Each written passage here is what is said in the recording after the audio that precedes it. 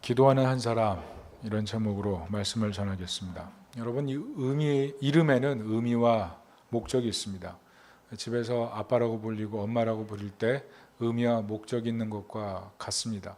심지어 강아지들도 그 의미와 권한, 그 이름 불려질 때 그 목적과 그 권한, 의미를 알고 서열에 맞게 움직이는 것을 우리가 볼 수가 있습니다.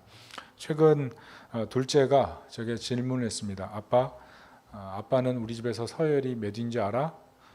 그래서 나름 괜찮은 순위라고 생각하고 몇이야? 물어봤더니 첫째가 엄마, 둘째가 자기, 셋째가 오빠, 넷째가 막내, 다섯 번째가 아빠라는 겁니다. 제가 다섯 번째래요. 그래서 물어봤어요. 왜 내가 다섯 번째야? 그랬더니 둘째가 그럽니다. 아빠 엄마한테 꼼짝도 못하잖아. 그리고 나한테도 그렇지, 오빠한테도 그렇지, 막내한테도 그렇지, 이렇게 그러는 거예요. 그래서 그렇구나 그랬더니 실수했다는 거예요. 실수다 그러더니 다시 말을 바꿉니다. 그러면서 네 번째가 아빠고 다섯 번째가 막내야. 다섯 번째로 하기 좀 미안했던 거죠. 그 순간 좀 안심했습니다. 꼴찌에서 하나 올라왔으니까요. 저는 꼴찌라는 말을 그렇게 좋아하지는 않습니다. 그렇지만 가정을 위해서 그 책임과 권한 때문에 꼴찌가 된다면 그거 성공한 것이라고 생각합니다. 이렇게 이름에는 의미와 목적이 있는 거죠. 옛날 우리 할머니들 그 이름 들어보면 참 기구한 이름 많습니다. 뭐 언년이, 갓난이, 뭐 개똥이, 못난이, 문딩이, 별의별 이름이 다 있었던 것 같아요. 또 어떤 분은 이름이 길련이. 그런데 성이 주씨예요. 그래서 부르면 주길련 이렇게 되는 그 희귀한 그 이름도 있습니다. 그런데 잘 뜯어보면 왜 그런 이름이 있냐면 옛날에는 아이들이 일찍 죽었습니다. 그러다 보니까 아이를 예뻐하면 하늘이 데려간다, 귀신이 질투한다 이렇게 생각해서 아이들 이름부터 나쁘게 지어서 아이를 보호하려고 하는 그런 의미와 목적이 있었다는 것이죠. 오늘 본문 느헤미야의 이름의 뜻은 무엇입니까? 여호와의 위로라는 뜻이었습니다. 아버지 이름이 하가랴인데요. 이 하가랴가 바벨론 포로로 끌려와서 아들 낳으면서 이스라엘에 하나님의 위로가 필요합니다. 이런 마음으로 이름을 느헤미야라 지었을 것이라고 추측할 수가 있습니다. 여러분 잘 아시다시피 느헤미야는 바벨론에서 3차로 귀환한 사람들이 성벽을 재건하는 얘기입니다. 그래서 많은 사람들이 이 본문을 생각하기를 교회 건축을 할 때 사용하거나 뛰어난 리더십을 가진 그런 인물로 생각하며 말씀을 듣고 성경을 읽고 그렇습니다.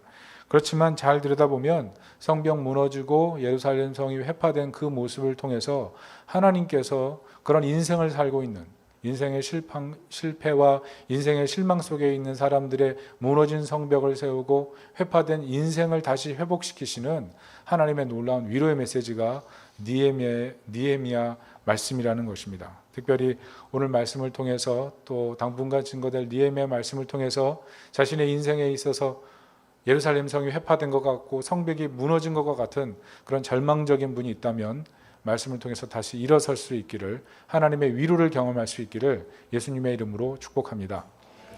본문의 상황은 이렇습니다. 1절부터 3절을 보면 예루살렘 성벽이 회파된 소식을 느헤미야가 듣습니다. 그런데 우리가 주목할 것은 느헤미야가 있는 곳이 수산궁이었다는 것입니다.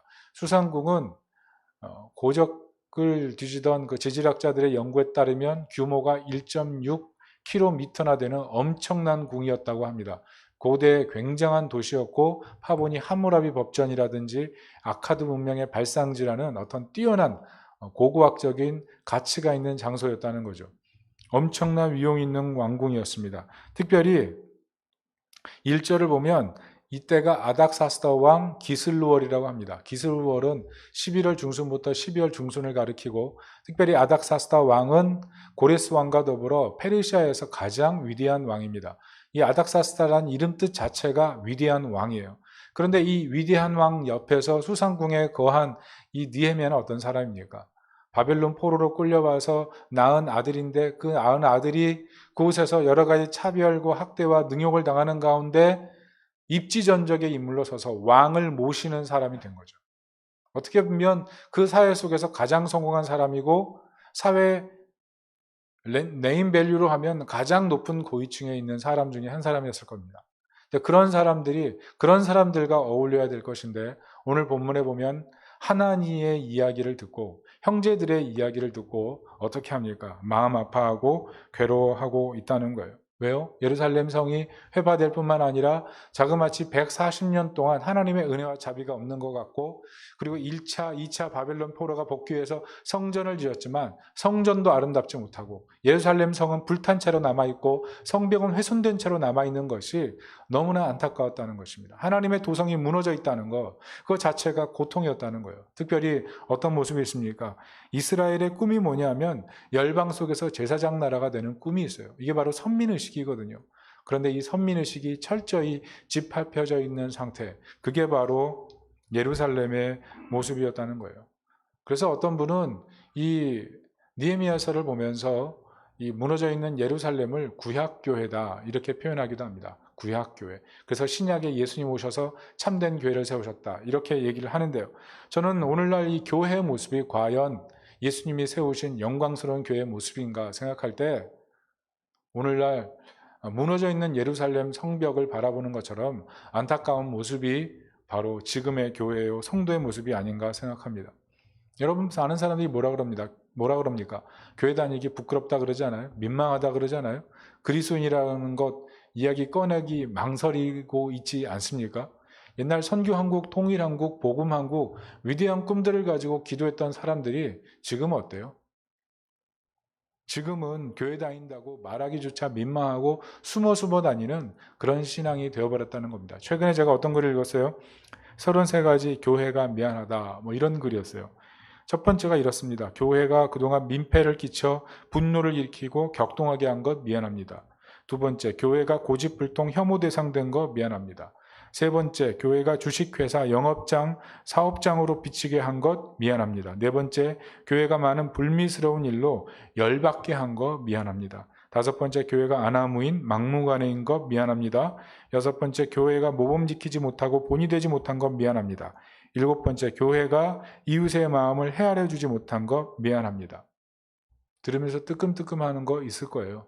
물론 여기에 대해서 전혀 반대 의견을 갖고 있는 분도 있을 것입니다. 그런데 28번째 이런 내용도 있더라고요. 교회가 신앙 양심 저버린 거 미안합니다. 신앙 양심 저버린 거 미안합니다. 여러분 요즘 매스미디어에서 그런 평가 있었죠? 신천지에서는 어떤 분 나와가지고 미안합니다 사과했는데 그 모습 보면서 한국교회는 방역 실패한 모습 보면서 전혀 반성하지 않는 것 같다고. 그 엄청난 댓글이 달리는데 신천지보다 못한 기독교. 이미 교회에 대한 원망 불평 많잖아요. 교회가 이 세상에 불의함과 불공정의 대명사처럼 보여지는 것처럼 마음 아픈 일은 없는데 그런 대우가 점점 심화되는 현실의 모습이 꼭 예루살렘 성벽이 회파된 성전만 덩그러니 있고 성전은 초라한 그 상황처럼 보여지고 있다는 것입니다. 여러분 이런 상황 속에서 우리 예수 믿는 사람들이 해야 될 입장이 무엇입니까? 오늘 본문의 느헤미야의 말씀을 통해서 우리가 이런 한국 교회 앞에서 이런 한국 사회 속에서 어떤 입장을 지녀야 될지를 한번 살펴보도록 하겠습니다. 4절부터 11절을 보면 느헤미야가 어떻게 합니까? 특별히 4절 같이 한번 읽어봅니다. 시작. 내가 이 말을 듣고 앉아서 울고 수일 동안 슬퍼하며 하늘의 하나님 앞에 금식하며 기도하여. 느헤미야는 민족의 일을 회개하며 울기 시작했다는 거죠. 주목할 문장은 수일 동안입니다. 한 번 울고 그친 게 아니에요. 하나님 얘기 듣고 그냥 당장 그 자리에서 마음이 잠깐 감동해서 울고 기도한 게 아니에요. 수일 동안. 그 사람이 어떤 사람입니까? 궁정에서 일하던 사람인데 마음 비울 때 있습니까? 틈이 있습니까? 그런데 수일 동안 앉아서 울며 슬퍼하며 이스라엘 예루살렘 성을 생각하며 하나님 앞에 기도하기 시작했다는 거예요. 특별히 6절을 보면 어떻게 말합니까? 주야로 기도하기 시작했습니다. 그냥 하나님가 말하니까 형제들이 와서 말하니까 눈치 보면서 분위기 동조해 주려고 그런 게 아니라 정말 이 영적인 현실을 보면서 안타까우면서 기도하는 하나님의 사람이 되었다는 거예요. 왜요? 하나님이 아니면 회복될 일이 아니기 때문이었습니다. 여러분 기도가 무엇입니까? 이렇게 하나님이 아니면 불가능한 일, 그것을 위해서 기도하는 것. 그게 바로 진정한 기도의 능력이라고 생각합니다. 레우빈 아스큐라는 분이 이런 말을 했어요. 기도는 게으름에 대한 사과나 모든 일을 하나님께 떠맡기려는 책임 회피가 아니다. 그것은 우리 힘만으로는 불가능한 일을 하나님과 함께 할 수 있는 힘과 능력을 찾는 것이다. 기도가 뭐예요? 힘과 능력을 찾는 거예요. 내 힘이에요? 아니요. 하나님의 힘. 하나님의 힘. 하나님의 전능에 기대는 것. 그것이 기도라는 거예요. 그냥 책임 회피나 하고 떠넘기기나 하고 자기의 게으름을 그냥 하나님 앞에 토로하면서 대충 넘어가려고 하는 그런 인지부조화적인 그런 삶이 아니고 하나님 앞에 철저하게 내 능력과 내 힘으로 안 되는 부분을 하나님께 의탁하고 변화를 구하는 것, 그게 바로 기도의 능력이었다는 것입니다. 여러분 생각해 보십시오. 우리 눈에 불가능한 것들 많지 않아요? 가정의 변화, 우리 자녀의 변화, 나의 지혜 없음의 문제, 나의 사업의 문제, 내 직장의 문제, 우리 민족의 문제, 교회의 문제, 불가능해 보이는 것들 많지 않습니까? 그러나 하나님께 기도할 때 하나님 일하기 시작한다는 거예요. 특별히 오늘날 이 사회에서 가장 큰 문제가 뭡니까? 쾌락이 도처에 널려 있다는 거 아니에요? 특별히 얼마나 음란한지 몰라요. 이 음란의 문제 때문에 20대 청년, 10대 청소년부터 해서 60대, 70대 할아버지까지, 할머니까지 안 걸려 드는 사람이 없어요. 다 무너지고 있어요. 제가 예전에 다니는 교회에서 전도사 시절이었습니다.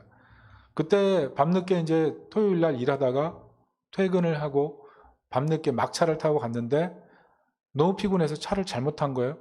그래서 후다닥 내렸습니다. 다음 차 타려고, 다른 차 타려고. 근데 내렸는데 잘못 내린 거예요. 용산, 거기가 용산인데 용산 그 집창촌 옆에 내린 거예요. 그때 12시 야심한 밤인데 얼마나 여자들이 많이 서 있는지. 근데 그분들이 다 저를 잡는 거예요. 들어가자고. 제가 어떻게 했겠습니까? 아, 이게 바로 도망칠 기회다. 이런 생각이 들었죠. 제가 따라가지는 않았지 않겠습니까? 그때 따라갔으면 여기 안 서 있겠죠. 근데 제가 그랬어요. 그 아주머니, 저 전도사예요. 저 교회 다닌다고요. 그랬더니 괜찮아요. 다 와요.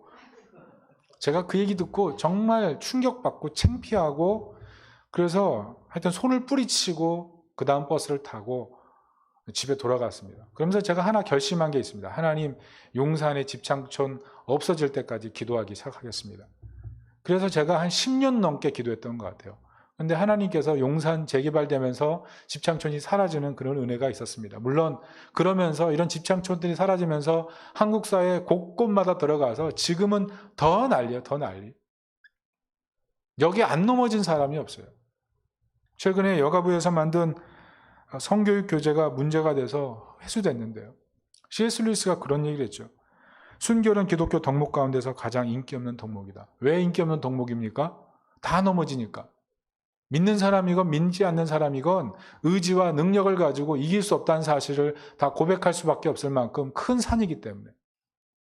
그래서 현대사회가 얘기하는 게 뭐냐면 오픈하자는 거예요. 오픈하자. 성적 요구는 자연적인 욕구니까 숨기려고 하지 말고 당당히 꺼내놓고 살아라. 그러면 문제가 해결된다는 거예요. 그게 현대사회의 요청입니다. 그래서 정말 그렇습니까? 결혼하기 전에 마음껏 오픈하고 마음껏 즐기면 결혼한 다음에 가정 지키기 쉽습니까? 제가 통계 보니까 결혼하기 전에 남자친구, 여자친구 많았던 사람은 결혼을 유지할 가능성 점점 떨어지던데요. 왜? 힘들면 옛날 사람 생각나니까. 지금 남편, 지금 부인 의지해야 되는데 엉뚱한 사람들 생각나기 때문에 비교되기 때문에 가정 지키기 어렵다는 거예요. 여러분 가정을 이룬 다음에 마음에 내 쾌락 마음껏 즐기고 내 기분 마음대로 편하게 하고 그러면 가정 지킵니까? 100% 불행하죠. 자기 마음대로 하는데 어떻게 가정이 행복해집니까? 근데 현대사의 문제가 뭐냐면 즐기라, 누리라, 쾌락을 자기 마음껏 표현하라. 문제가 뭐예요? 인간이 그렇게 선하지 않아요.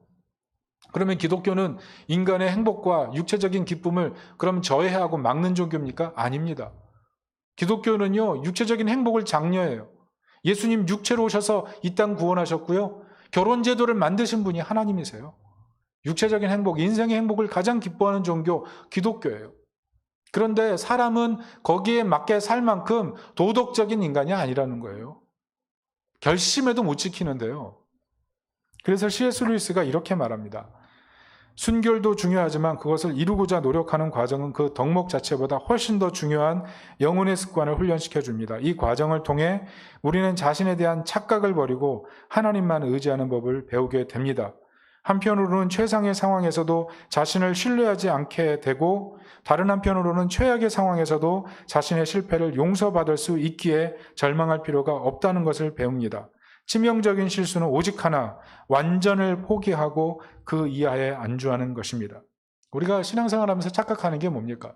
또 믿음 안 가진 분들도 착각하는 게 뭡니까? 내가 그 정도 유혹에 빠질까 봐 그 정도는 넘어가지 않아. 그 선 내가 지킬 수 있어. 착각한다는 거예요. 이런 착각을 또 하면서 나는 괜찮아라고 생각하는 사람이 넘어지고요.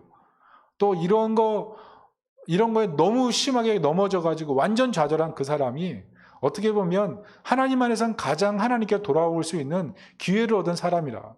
그게 오늘 얘기 아니겠어요? 무슨 얘기입니까? 순결 지킬 수 없다는 거예요. 기독교인이나 비그리스도인이나 굉장히 어려운 문제라는 거예요. 그러나 그 문제를 통해서 우리가 배워야 될 것은 그 어려운 문제를 통해서 우리가 하나님만 의지하는 법을 배우는 것. 그게 가장 고상한 신앙이 되는 길이고 위기를 벗어나는 길이라는 거예요. 그런데 대부분의 사람이 어떻게 해요? 완전 이 하나님만 의지해서 승리하는 길로 가는 것이 아니고 안주하거나 포기해버린다는 거예요. 안주하거나 포기해버린다는 거예요. 우리 가정 안 돼. 우리 직장 안 돼.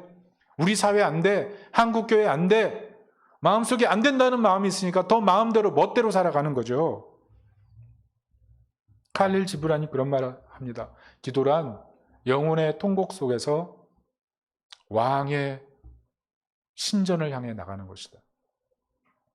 여러분, 우리 영혼의 애통이 있지 않습니까? 실패한 시간들, 좌절한 시간들, 아팠던 시간들, 그 좌절의 시간을 가지고 우리는 하나님만 의지해야 되는데 자꾸 나는 못해, 나는 안 돼, 하나님 안 들어주셨잖아 이러면서 어느새 자기도 모르게 원하지 않는 자리, 가지 말아야 될 자리를 즐기고 거기에 노닥거리고 있다는 거죠. 불가능에 주저앉아버린다는 거죠. 그러나 기도가 뭡니까? 그때 기도하라는 거예요. 우리 가정 안 돼, 우리 집 안 돼, 저 아이 안 돼, 우리 가문 안 돼, 우리 교회 안 돼, 우리 사회 안 돼, 이런 마음이 아니고 하나님 앞에 기도하는 것. 그걸 하나님 원하셨다는 거예요. 특별히 느헤미야는 어떻게 이런 불가능한 일을 위해 기도할 수 있습니까? 5절을 보십시오. 5절을 다 같이 한번 읽어봅니다. 시작. 하늘의 하나님 여호와 크고 두려우신 하나님이여 주를 사랑하고 주의 계명을 지키는 자에게 언약을 지키시며 긍휼을 베푸시는 주여 간구하나이다. 무슨 말이에요? 하나님에 대한 철저한 믿음과 신뢰, 이게 있었다는 거예요. 오늘날 기독교의 가장 큰 문제가 무엇인지 아십니까? 하나님이 없는데 교회 생활에 익숙한 거예요. 자신의 삶에 하나님에 대한 전적인 신뢰가 없음에도 불구하고 교회 생활에 익숙해서 그냥 교회 다니는 것. 여러분, 그게 구원을 주지 않습니다. 진정한 구원은요, 하나님을 신뢰하고 하나님만 의지하는 그 신앙에서 신앙 고백이 있고 삶에 하나님의 능력이 나타나는 것을 믿으시기 바랍니다. 느헤미야는 하나님에 대한 철저한 신뢰, 절대 주권에 대한 신뢰가 있었어요. 하나님 살아계신 분, 나와 함께 하시는 분, 우리 가정의 주인, 이 교회의 주인, 역사의 주인이라는 분명한 믿음이 있었다고요. 예레미야 33장 2절 3절에 뭐라 그럽니까? 이 일을 행하는 여호와, 그 일을 성취하는 여호와, 그 이름을 여호와라 하는 이가 이같이 이르노라. 너는 내게 부르짖으라. 내가 내게 응답하겠고 내가 알지 못하는 크고 비밀한 일을 내게 보이리라. 하나님 자신을 뭐라 그래요? 이 일을 성취하는 여호와, 이 일을 행하는 여호와, 그 이름을 여호와라 하는 이가 너희에게 이르노라. 하나님의 존재 자체에 대한 분명한 믿음, 그것을 가지고 기도하기를 시작하라. 이것이 하나님의 말씀이라는 거예요. 여러분, 기도를 하지 않는 사람들의 특징이 무엇입니까? 실망이죠. 기도해도 안 바뀌어. 특별히 하나님 저 사람 기도 들어주고 내 기도는 안 들어주셔. 하나님의 때와 목적이 있는 거죠. 하나님의 이유가 있는 거죠. 그런데 우리는 하나님에 대한 신뢰보다 내가 가지고 있는 기준이 더 중요한 거예요. 하나님을 믿은 게 아니에요. 사실은 나를 믿은 거예요. 내가 원하는 걸 섬기고 있었던 거라고요. 그래놓고 우리는 하나님을 향해서 하나님 실망했습니다라고 얘기하는데 말도 안 되는 이율배반적인 모습이에요. 사실은 실체적으로 그 마음 깊은 곳에 하나님을 섬긴 게 아니거든요. 그런데 우리가 그렇게 살아간다는 거예요. 잘 생각해 보십시오. 여러분 아무리 센 빛이 있어요. 화려한 빛이 있어요. 그 화려한 빛이 아무리 따뜻해도 창문이 더러우면요. 투과가 안 되는 거예요. 창문이 더럽고 더러우면요. 그 아름다운 빛이 실내에 들어오지 못한다고요. 그러니까 우리 인생의 문제에 있어서 하나님의 뜻과 때도 있지만 때로는 우리 마음의 창이 좋지 않다는 사실에 대해서 우리가 생각해야 된다는 거예요. 여러분, 느헤미야 어떤 사람입니까? 어떻게 보면 인간적인 실망이 가득한 사람 아니에요? 태어났는데 포로의 아들이에요. 태어났는데 식민지예요. 태어났는데 140년 동안 자신의 고국이 폐허에 처해 있어요. 1, 2차 포로 귀환했던 사람들이 성전 세웠지만 여전히 고국은 황폐해 있고 성벽은 무너져 있고 불탄 채 그을린 채 그냥 덜렁덜렁하는 그런 모습. 여러분, 여러분의 집이 만약 그렇다면 어떻겠습니까? 망해가기 일보 직전이고 이미 망한 상태에서 문이 덜렁덜렁 하는데 수리할 힘과 능력이 없는 그 상태라면 얼마나 마음 아프겠어요? 어떻게 보면 하나님이 이럴 수 있습니까? 라는 그런 고백할 수 있잖아요. 그런데 느헤미야는 그렇게 실망하지 않았어요. 그렇게 실망하지 않고 도리어 하나님께 어떻게 기도합니까? 6절을 보세요. 6절 뭐라 그래요? 나와 내 아버지의 집이 범죄하여. 느헤미야 바벨론에서 태어났거든요. 조상의 죄하고 어떻게 바벨론에서 태어난 느헤미야의 죄를 연결시킬 수 있겠습니까? 그런데 느헤미야는 예루살렘의 멸망이 내 죄래요. 우리 조상의 죄가 내 죄라는 거예요. 그런 죄에 대한 연대의식, 하나님 한국교회 멸망, 그게 내 죄입니다. 이 사회 부패, 이 사회 음란, 그게 내 죄입니다. 우리 가정의 문제, 그게 내 죄입니다. 우리 자녀들의 문제, 그게 내 죄입니다. 이렇게 하나님 앞에 기도했던 느헤미야의 모습, 그게 바로 지금 우리 시대에 우리가 필요한 모습이라는 거예요. 최근 들은 소식이 있어요. 어떤 분이 자기 소유, 한 20, 30년 소유했던 그 땅에 집을 지으려고 했대요. 한 20평 되는 집. 그랬더니 그 동네 주민들이 다 반대하고 일어섰대요. 민원을 넣은 거 보니까 이 동네는 100평대의 집이 질비하고 그런데 20평대의 집이 들어오면 이 마을의 그레이드가 떨어집니다. 20평대의 집이 들어오는 순간 우리 마을의 가치가 훼손됩니다. 거기 유력한 정치인의 가족도 살고, 전 장관도 살고, 그리고 학자들 살고, 어떻게 보면 사회 리더들 아니에요? 엘리트층 아니에요? 그런데 어떻게 민원을 그렇게 넣습니까? 자기 집값 좀 떨어진다고 20평대 되는 집이 들어와서 살지 못하게 민원을 넣는 게 제정신입니까?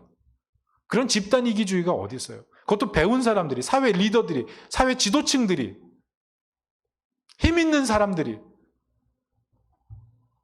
인터넷에서 너무 답답해가지고 글을 올렸어요, 그분이. 저는 그 글을 보면서 그런 생각 들었어요. 가해자라고 하는 이 사람들이 정말 반성할까? 전 그런 생각도 들었어요. 가해자라고 하는 사람 중에 혹시 기독교인은 있지 않을까? 저기에 100평대의 집을 갖고 있으면서 20평대의 집이 들어오는 것에 대해서 부당하다고 얘기하는 그런 사람 중에 기독교인이 있는 것은 아닌가 하는 그런 생각이 들었어요. 여러분, 불의가 뭡니까? 불의에 대해서 불의를 행하는 것만 불의가 아니고 불의에 대해 침묵하는 것도 불의예요. 그게 불의예요. 여러분, 오늘날 사회 문제가 뭡니까? 기독교인이 인구의 4분의 1이라고 그러는데 불의가 있어요. 그게 무엇이죠? 기독교인이 침묵한다는 얘기예요. 기독교인이 불의에 대해서 방조하면서 불의에 대해서 손가락질하면서 자기 불의는 고치려고 하지 않는 그런 이율배반적인 모습이 이 사회 속에 너무나 뼛속 깊이 들어있다는 거예요. 그런데 느헤미야의 기도가 뭐냐면 하나님, 내 죄입니다. 이스라엘 민족의 죄가 내 죄입니다. 우리 조상의 죄가 내 죄입니다. 여러분, 우리가 이 사회 문제, 이 교회 문제를 놓고 우리가 해야 될 기도가 이 기도인 줄 믿습니다. 하나님, 이 땅의 교회 무너지고 이 땅의 사회 음란하고 그것이 다 나의 죄고 내 뼛속 깊이 들어있는 죄성 때문에 일어나는 일입니다. 그 사람들이 죄를 범한 것처럼 나도 얼마든지 죄를 지을 수 있는 사람입니다. 중요한 사실은 하나님께서 이렇게 기도하는 사람을 통해서 민족의 역사를 바꾸길 원하신다는 거예요. 우리가 잘 알고 있는 에스겔서 말씀 무엇이라고 합니까? 성 무너진 데를 찾아서 그것을 막을 그 한 사람을 통해서 하나님이 일하시고 그 한 사람이 없을 때 그 성을 무너뜨리시겠다는 것이 하나님의 답답한 마음 아니에요? 하나님의 아픈 마음? 여러분, 하나님께서 어떻게 자신이 축복하신 언약 백성에게 심판을 내리실 수 있겠어요? 얼마나 망했으면, 얼마나 망가졌으면. 그런데 하나님께서 그 성 무너진 데를 막아서 한 사람을 찾는데 그 한 사람이 없다면 그 한 사람이 우리가 되는 것. 그게 주님의 요청 아니겠어요? 그런데 느헤미야는 그 하나님의 부르심을 들은 거예요. 예루살렘 성벽이 회파되고 성문이 불탄 그 자리에 있는 그 모습을 보면서 하나님의 그 아파하는 마음을 보면서 민족의 그 아파하는 모습을 보면서 내 죄입니다. 하나님 나를 보내소서. 이 마음이 있었을 때 하나님께서 그를 수산궁에서 예루살렘으로 보내셔서 성벽을 재건하는 하나님의 위로를 시작하셨다는 것입니다. 사랑하는 성도 여러분, 하나님의 위로가 어떻게 전달됩니까? 하나님이 어떻게 역사를 바꾸십니까? 우리의 기도를 통해서.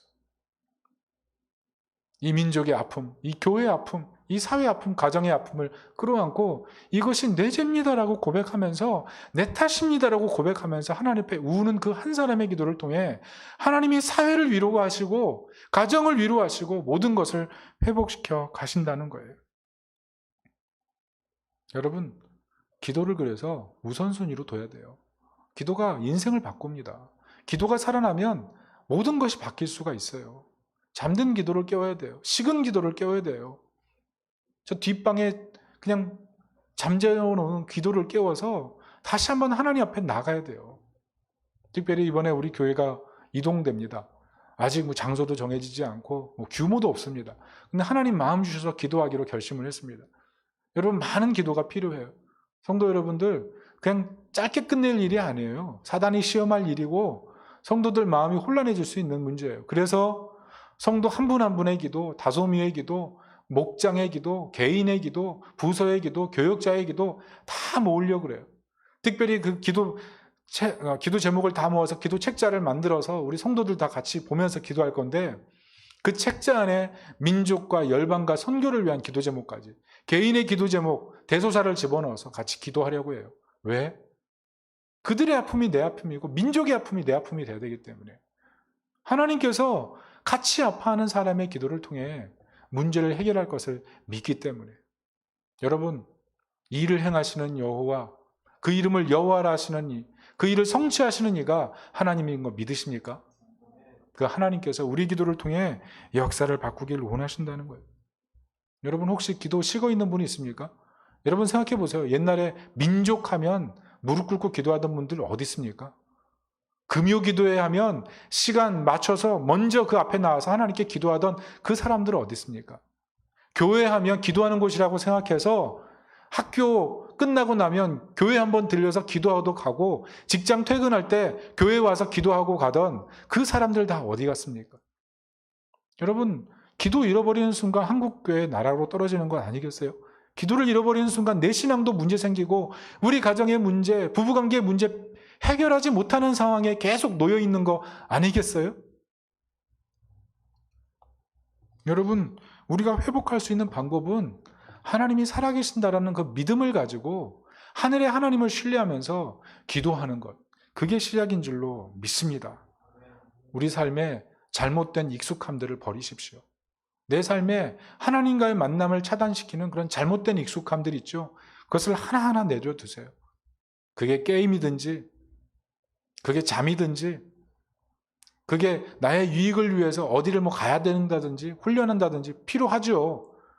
그러나 하나님의 집이 우리를 부르고 있다는 사실을 기억해야 돼요. 하나님이 내가 기도하기를 원하신다는 사실을 기억해야 돼요. 분명히 마음에 실망 있는 분들이 있을 겁니다. 마음의 창이 아주 덕지덕지 여러 가지 먼지가 붙어있는 분들도 있을 수가 있어요. 내 기도가 과연 우리 가정을 바꿀까? 민족을 바꿀까? 불가능해 보인다고 생각하는 분들이 있을지도 몰라요. 그러나 이 일을 행하는 여호와, 그 이름을 여호와라 하는 여호와, 그 일을 성취하는 여호와, 우리 하나님 믿고 담대히 기도의 자리에 나가서 기도를 통해 위로의 사람이 되는 하나님 백성 되시기를 예수님의 이름으로 축복합니다. 느헤미야에게 배우는 기도의 특징이 무엇입니까? 두 가지입니다. 첫째는 말씀 붙드는 겁니다. 7절 9절 다 같이 읽습니다. 시작.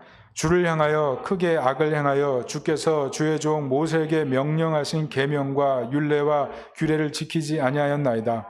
옛적에 주께서 주의 종 모세에게 명령하여 이르시되 만일 너희가 범죄하면 내가 너희를 여러 나라 가운데 흩을 것이요 만일 내게로 돌아와 내 계명을 지켜 행하면 너희 쫓긴 자가 하늘 끝에 있을지라도 내가 거기서부터 그들을 모아 내 이름을 두려고 택한 곳에 돌아오게 하신 말씀을 이제 청하건대 기억하옵소서. 예미야의 기도가 뭡니까? 말씀 붙드는 거예요. 말씀 붙드는 거예요. 하나님 말씀이 뭐냐 하면 회개하면 돌아오게 하겠다는 거예요. 범죄하면 말씀대로 흩을 거지만 회개하면 말씀대로 돌아오게 한다는 거예요. 회개하면 하나님 은혜 부어주신다는 거예요. 회개하면 살아나게 하신다는 거예요. 회개하면 회복시켜 주신다는 거예요. 그 말씀 붙들라는 거예요. 그 말씀 붙들고 기도하면 하나님이 일하기 시작한다는 거예요. 최근에 어떤 선교사님 만났는데 선교사님 물질적으로 많이 훈련 받으셨거든요. 제가 알기로. 근데 며칠 전에 집에 좀도둑이 들었대요. 선교지 가지 못해서 선교지에서 좀 물러나와서 한국에 있으면서 선교 갈 준비만 하고 계신 분이에요. 집에 좀도둑이 들었어요. 집에 있는 개인의 그 현금 다 가져가고 차키도 가져갔대요. 여러분 차키 요즘 비싸더라고요. 한국 차도요. 차키 막 30만 원, 40만 원 해요. 비싸요, 비싸.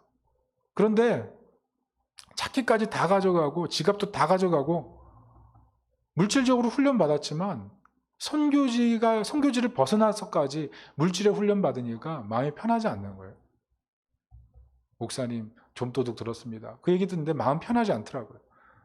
목사님 제가 갈까요? 그랬더니 아닙니다 목사님 저 뒷산에나 올라가려고요. 요즘은 산에 올라간다 그러면 마음이 안 좋아요. 산에 올라간 뒷산에 올라간. 그래서 제가 아니 산이요? 그래서 제가 빨리 차를 몰고 집으로 갔어요. 집으로 가서 위로하면서 식사를 해야지 하고 딱 가서 같이 식사 자리에 앉았는데 표정이 너무 개운하신 거예요. 그래서 등산 갔다 와서 그러십니까? 뭐 그런 생각으로 이제 물었더니 하시는 말씀이 너무 마음이 울적해서 등산을 시작했는데 산을 오르면서 하나님이 말씀을 주셨다는 거예요. 그 말씀을 들은 동시에 마음에 용기와 소망이 생겼다는 거예요. 그 말씀이 뭐예요? 물어보니까 시편 16편입니다. 시편 16편이 무슨 말씀이냐 하면 다윗이 압살롬에게 쫓겨 모든 것을 잃고 도망할 때 하나님께 드렸던 찬양이에요. 시편 16편 8편에 이렇게 기록되어 있어요. 내가 여호와를 항상 내 앞에 모시며 그가 나의 오른쪽에 계심으로 내가 흔들리지 아니하리로다. 다윗이 다 잃었거든요. 명예 잃고 아들을 잃은 거죠. 그리고 부인들도 잃은 거예요. 다 잃은 거예요. 백성 중에 하나는 다가와서 저주받은 자여 돌 뿌리고 먼지 뿌리고 왕이 당할 입장입니까? 그런데 다윗이 뭐라 그래요? 여호와를 내 앞에 모셨으니 내가 잃어버린 것 아무것도 아닙니다. 여호와를 내 앞에 모셨기 때문에 내가 잃어버린 것보다 하나님의 그 부으심이 더 위대하십니다. 하나님의 그 풍성하심 앞에 지금 잃어버린 것이 비교가 되지 않는 거예요. 그러니까 흔들리지 않는 거죠. 선교사님이 말씀 붙들고 소망을 가지시더라고요. 여러분 인생을 살면서 위기가 많이 오지 않습니까? 그때 어떻게 해야 돼요? 하나님 말씀 붙들어야 돼요. 다윗처럼 주를 내 앞에 모시고 흔들리지 않는 그런 하나님의 사람 돼야 되지 않겠습니까? 결국 말씀 붙드는 거예요. 말씀이 생명 주는 거예요. 말씀이 우리로 하여금 기도를 살리는 거예요. 말씀이 장작이에요. 말씀이 장작. 말씀을 읽으면서 기도하고 말씀 붙들고 기도하다 보면 영혼이 살아나는 거예요. 우리 환경이 변하는 거예요. 환경이 변화되지 않을지라도 환경을 변화시키는 위대한 능력을 받는 것입니다. 여러분 말씀 붙들고 말씀을 힘입어서 기도하십시오. 오늘 느헤미야가 어떻게 기도해요? 기억하옵소서. 기억하옵소서. 말씀 붙들고 하나님 앞에 기억하옵소서. 여러분 하나님 말씀 붙들고 기억하옵소서. 이렇게 기도하고 하나님의 응답을 받을 수 있기를 예수님의 이름으로 축원합니다. 두 번째 느헤미야에게 배우는 기도의 특징이 무엇입니까? 은혜를 입게 하소서 기도한 거예요. 10절 11절 다 같이 읽어봅니다. 시작. 이들은 주께서 일찍이 큰 권능과 강한 손으로 구속하신 주의 종들이요 주의 백성이니이다. 주여 구하오니 귀를 기울이사 종의 기도와 주의 이름을 경외하기를 기뻐하는 종들의 기도를 들으시고 오늘 종이 형통하여 이 사람들 앞에서 은혜를 입게 하옵소서 하였나니 그때가 내가 왕의 술관원이 되었느니라. 하나님의 응답이 언제 와요? 언제 술관원 되었어요? 철저하게 은혜를 구할 때. 하나님, 제가 하나님 백성이 아닙니까? 제가 구속받은 하나님의 자녀 아닙니까? 은혜를 베풀어 주세요. 여러분, 유대인들이 하나님 앞에 기도할 때 어떻게 합니까? 머리를 땅에 대고 기도하죠. 머리를 땅에 댄다는 의미가 뭐라 그랬어요? 나는 종입니다. 나는 육체에 불과합니다. 나는 먼지에 불과합니다. 이 세 가지 의식이에요. 여러분, 은혜 구하는 게 뭐예요? 하나님 아니면 할 수가 없습니다. 난 육체입니다. 하나님이 왕이시고 전 종입니다. 주님 베풀어 주시는 대로 받아야 되는데 나는 먼지에 불과하오니 하나님 불쌍히 여기사 은혜 베풀어 주세요. 은혜 구하는 마음. 그게 우리 인생의 문제를 해결하는 거예요. 여러분, 정말 여러분 기도하는 제목 있으십니까? 마음에 소원 있으세요? 근데 그 고백하십니까? 나 종입니다. 나 육체에 불과합니다. 나 먼지에 불과합니다. 이런 고백 있으십니까? 여러분, 그렇게 정말 자기를 부인하고 나는 아무것도 아니니 하나님 채워주셔야 가능합니다라는 그런 전폭적인 은혜를 구하는 마음, 그 마음이 정말 있으십니까? 여러분, 우리 민족이 언제 회복되겠습니까? 우리 교회가 언제 회복되겠습니까? 우리 가정이 언제 회복이 되며 우리 자녀들이 언제 회복이 되겠습니까? 우리 기도 제목이 언제 응답을 받겠습니까? 이 전폭적으로 하나님 은혜 아니면 안 됩니다. 나는 먼지입니다. 나는 육체에 불과합니다. 나는 종에 불과합니다. 이 은혜의 고백을 가지고 나갈 때 하나님 일해 주시는 줄로 믿습니다. 특별히 지금 한국 사회뿐만 아니라 세계가 코로나19 때문에 얼마나 혼돈합니까? 이때 우리가 뭘 해야 될까요? 그냥 침묵하고 나 혼자 마스크 끼고 그냥 안전을 추구하면 됩니까? 아니에요. 하나님께서 분명히 지금 이때 우리 성도들이 무릎 꿇고 하나님께 기도하기를 원하실 거예요. 우리가 오늘 찬양 예배 전에 예배 드리면서 우리 불렀던 것처럼 내 이름으로 일컫는 내 백성이 그 악한 길에서 떠나 내 이름을 부르며 하나님 앞에 구하면 내가 하늘에서 듣고 그 죄를 사하고 그 땅을 고칠지라 약속하셨잖아요. 우리가 하나님 앞에 기도할 때 하나님께서 민족의 문제도 가정의 문제도 인생의 문제도 해결해 주시는 것을 믿고 기도하는 사람 돼서 우리 존재하는 곳곳마다 위로를 심는 하나님 백성이 되시기를 예수님의 이름으로 축원합니다. 말씀의 결론을 맺습니다. 느헤미야를 통해서 발견하는 복음이 무엇입니까? 여러분, 사람은요 자기가 고통스러운 것만 기억합니다. 자기가 불편한 것만 불편해합니다. 남이 고통스러워하고 남이 불편한 거 별로 의식하지 않습니다. 그 남의 문제인데요. 그게 사람이에요. 그런데 오늘 느헤미야는 그러지 않았어요. 이웃의 문제를 나의 문제, 민족의 문제를 나의 문제로 생각하고 하나님께 기도하기 시작했어요. 하나님 사용하셨죠. 예수님은 어떠셨습니까? 느헤미야보다 더 놀라운 기도를 하셨어요. 느헤미야는 자기 민족을 위해 아파했지만 예수님은 열방을 위해 아파하셨습니다. 느헤미야는 말씀 붙들고 은혜를 구하며 기도했지만 예수님께서는 말씀이 육신이 되셔서 오셨고 모든 사람들을 위해 죽으시고 모든 사람들에게 은혜를 베푸시는 분이 되셔서 이 땅에 우리를 위해 죽으셨어요. 그래서 은혜를 구하는 사람들, 예수 이름을 붙들고 은혜를 구하는 사람들을 긍휼히 여기시고 더 가까이 다가오시는 거예요. 생각해 보세요. 예수님 이 땅에 오셔서 불편하지 않으셨겠습니까? 여러분, 예수님이요 인간이 입을 의복의 매일 뿐이 아니에요. 문화의 매일 뿐이 아니에요. 환경의 매일 뿐이 아니에요. 제사장 바리새인들에게 매일 뿐이 아니에요. 성의 매일 뿐이 아니에요. 나라의 매일 뿐이 아니에요.